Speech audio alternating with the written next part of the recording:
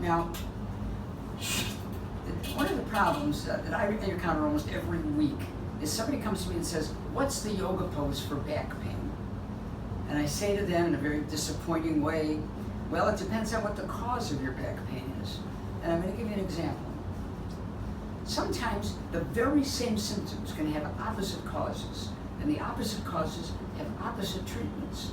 And what is a cure for one condition is absolutely antithetical for the other.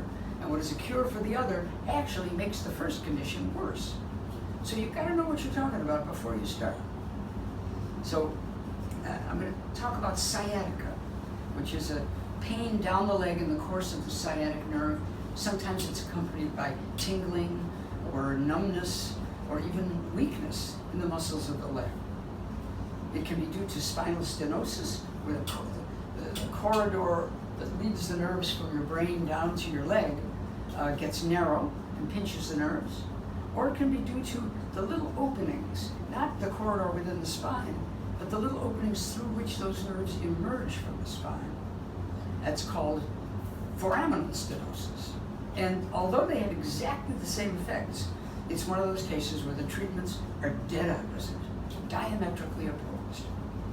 For a herniated disc, you see, if I'm facing this way, my discs, the bodies of the discs are facing this way, but the nerves are behind them over here.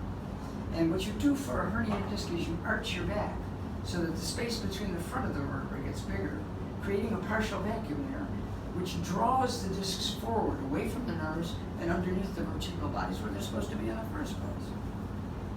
If you have spinal stenosis, arching the back like that is known to narrow the spine still further, up to 63%.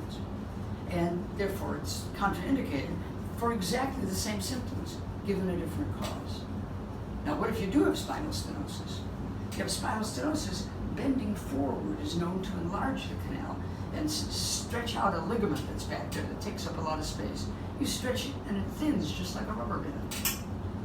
But if you have spinal stenosis and you arch your back, you actually thicken that ligament and narrow the space still further.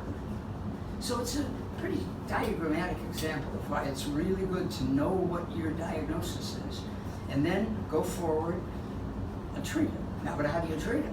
Well, that's what's so good about the website we've just put online called www.yip.guru, G-U-R-U. It's, YIP is for Yoga Injury Prevention. That's what it's for.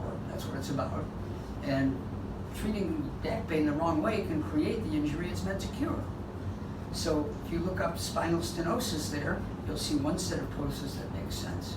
What makes sense for that is forward bends like Paschimottanasana, Janu Shirshasana.